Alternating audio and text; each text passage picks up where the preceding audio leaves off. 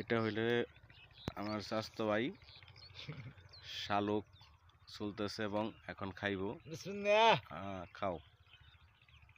কেমন হয়েছে ভাই পুরাটা? পারফেক্ট, হ্যাঁ।